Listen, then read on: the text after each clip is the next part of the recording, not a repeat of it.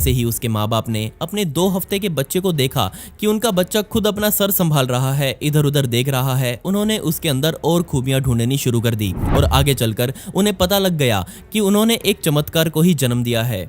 Boris का जन्म सन 1996 में हुआ था और इस बच्चे के जन्म के कुछ ही हफ्तों बाद उसने बोलना तक शुरू कर दिया और जब वो 18 महीनों का था तब उसे पता था कि कैसे किसी भाषा को पढ़ना और कैसे कुछ ड्रॉ करना है। ऐसी स्किल्स को देखकर बोरिस ने किंडरगार्टन सिर्फ 2 साल की उम्र में ही शुरू कर दिया। क्लास में मौजूद टीचर्स इस बच्चे की स्किल्स को देखकर हैरान थे। इस छोटी सी उम्र में वो और बच्चों से बहुत हटकर प्रोग्रेस कर रहा था। फिर एक दिन उसकी एक टीचर को यह महसूस हुआ कि बोरिस को अंतरिक्ष में रुचि रखना बहुत पसंद है और सबसे कमाल की बात यह थी कि जब उसकी टीचर ने उसके माता पिता से इसकी बात की तो उसकी माता ने बताया कि उन्होंने तो कभी भी अपने बच्चे को अंतरिक्ष से संबंधित बातें नहीं बताई, लेकिन सिर्फ 2 साल की उम्र में इस बच्चे को सभी ग्रह, सितारे और कॉन्स्टलेशंस की जानकारी थी। बहुत से विशेषज्ञों ने इस बच्चे की जांच करी और उन्होंने इसे एक जीनियस बताया क्योंकि धीरे धीरे उसकी स्पेस की नॉलेज अब बाहर आ रही थी और ये सब उसके 7 साल का होने तक चलता रहा। और जैसे ही उसने अपनी उम्र के 7 साल पूरे किए तो उसने अपने माता पिता को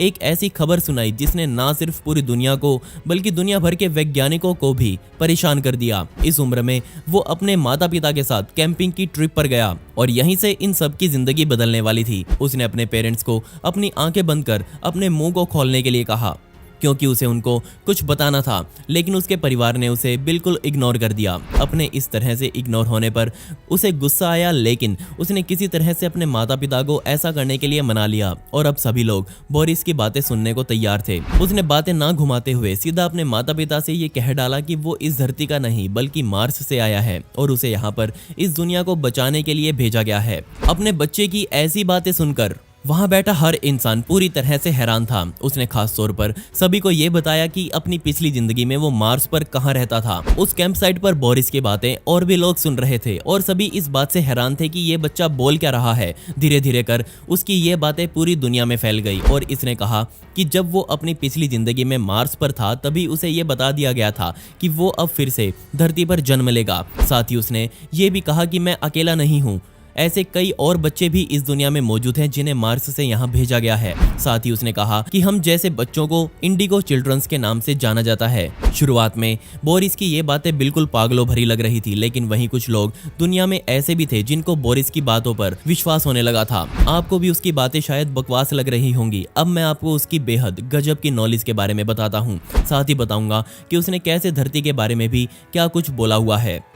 उसकी इस जानकारी को देखकर किसी भी वैज्ञानिक ने ये नहीं माना कि वो एक बच्चा है। इतनी छोटी उम्र में अंतरिक्ष की ऐसी जानकारी, वो भी बिना किसी स्कूल में जाए, ये आपको भी जरूर हैरान कर देगी। टीनेज अवस्था में आते आते बोरिस ने सबके सामने वो साबित कर दिया जो उसने कैंप साइट पर कह रखा था।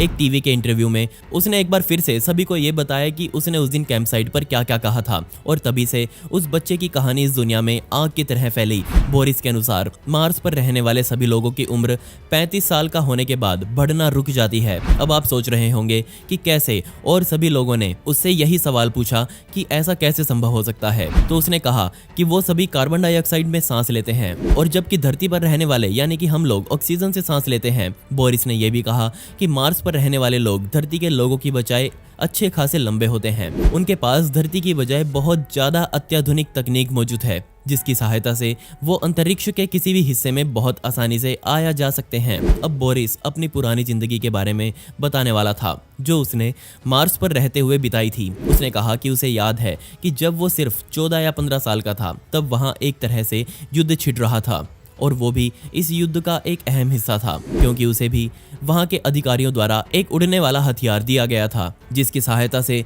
वो दुश्मन के ठिकानों पर रेड कर रहा था। साथ ही उसने उन दोस्तों के बारे में भी बताया जो उसके साथ इस युद्ध में शामिल थे और उसने कहा कि उसने अपनी पूरी जिंदगी में बहुत बार एक तश्तरी नुमा जहाज में बैठकर अंतरिक्ष की यात्रा की है और कभी कभी वो अपने उसी साधन में बैठकर धरती के पास से भी गुजरता था। बोरिस ने कहा कि मंगल ग्रह पर रहने वाले लोगों को मार्शियन कहा जाता है और उनके द्वारा बनाई गई स्पेसशिप बहुत ज्यादा अत्याधुनिक होती है जिसके सहारे हम पूरे यूनिवर्स में बहुत दूर दूर तक जा सकते हैं।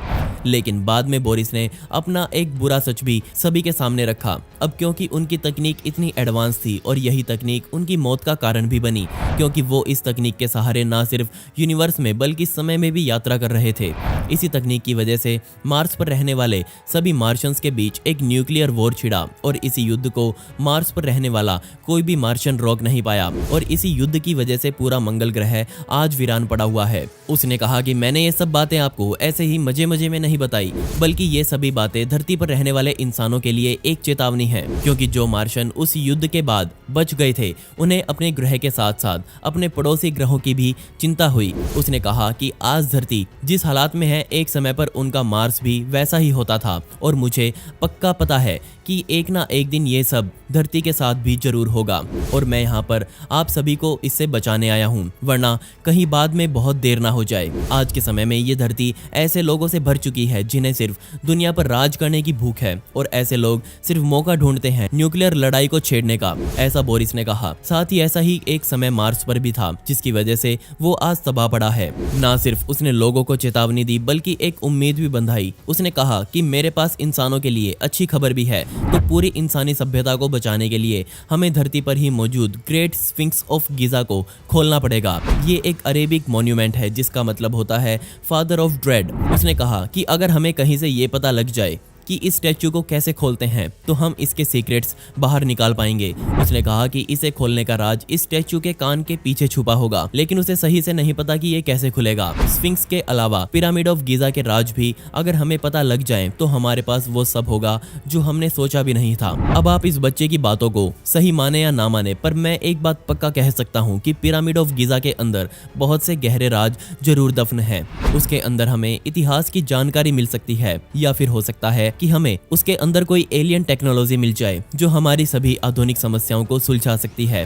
अब उसकी बातें सुनकर बहुत से लोग ये बोलने लगे कि ये बच्चा एक दो साइंस की किताबें पढ़कर आया है और ऐसे बेतुके दावे कर रहा है, लेकिन हमें ये बात भी नहीं भूलनी चाहिए कि सन 2017 में जब बोरिस को बातें बोले हुए एक दशक से भी ज्यादा का समय बीत चुका था, तब वैज्ञानिकों ने पिरामिड ऑफ गीजा के चारों ओर खुदाई करनी शुरू करी। जी हाँ, वैज्ञानिक ढूंढ रहे थे वो रास्ता जिसके सहारे इस पिरामिड के अंदर जाया जा सकता था। खैर, वैज्ञानिकों की बहुत कोशिशों के बाद उसके अंदर जाने का रास्ता उन्होंने निकाल लिया और उसके अंदर जो मिला उसने इस बच्चे की बातों में और दम भर दिया। उसने कहा था कि इस बड़े से स्ट्रक्चर के अंदर कुछ बहुत जरूरी छुपा होगा। वैज्ञानिकों ने इस पिरामिड की जांच की तो वैज्ञानिक भी इस पिरामिड की तकनीक से पूरी तरह हैरान थे। जी हाँ, इस पिरामिड के दिल में एक 100 फुट लंबा खाली स्थान पाया गया। ये पिरामिड के बिल्कुल बीचों बीच बना हुआ था। अब क्योंकि ये एक बहुत नई डिस्कवरी थी, इसलिए किसी ने भी इसके बारे में बिना जांच पड़ताल किए अपना मुंह नहीं खोला। लेकिन एक बात यहाँ बिल्कुल पक्का ये थी कि इतिहास में लोगों ने इस पिरामिड को बिना किसी मतलब के नहीं बनाया था। इनके अंदर जरूर कुछ ऐसे उत्तर छिपे हुए हैं जो हमें ढूंढने हैं। तो क्या अभी हम इतने समझदार हैं कि उन उत्तरों को ढूंढ पाएं? लेकिन बदकिस्मती से वैज्ञानिक आज भी इस बात में उलझे हुए हैं कि उन्हें इस पिरामिड के अंदर क्या मिल सकता है। बोरिस ने भी इस पिरामिड पर अपना बयान दिया और कहा कि एक समय पर यह पिरामिड एक स्पेसशिप का घर हुआ करता था और जो लोग मार्स पर आया करते थे वो अपनी स्पेसशिप इसके अंदर ही शायद खड़ी करते थे। जैसे जैसे बोरिस की उम्र बढ़ती गई वो वैसे वैसे बहुत से शोज में और इंटरव्यूज में देखा गया। लेकिन उसकी बातों को सुनकर हमेशा दो तरह के लोग सामने आते हैं। कुछ उस पर बिना शक के विश्वास कर लेते हैं, वहीं कुछ लोग ऐसे भी होते हैं जो उसे एकदम बकवास बोलते हुए अपने अपने घर चले जाते हैं। लेकिन मैं अपने विचार में कहूँ तो मुझे इस बच्चे की कहानी में बहुत हद तक दम भी लगा। वहीं इसके द्वारा दी गई न्यूक्लियर वॉर की चेतावनी भी बिल्कुल सही है। हम ना ही इस बात को गलत और ना ही सही ठहरा सकते। उस बच्चे की बातों को तो तभी सिद्ध किया जा सकता है जब उसे मार्स पर लेकर जाया जाए और ये सब कुछ पूरी दुनिया में एक ही इंसान कर सकता है। जी हाँ, और वो है एलन मस्क। या फिर हम ये भी कह सकते हैं कि ये बच्चा मस्क की तरह मंगल ग्रह पर जाने की इच्छा रखता है। तो एक तरह से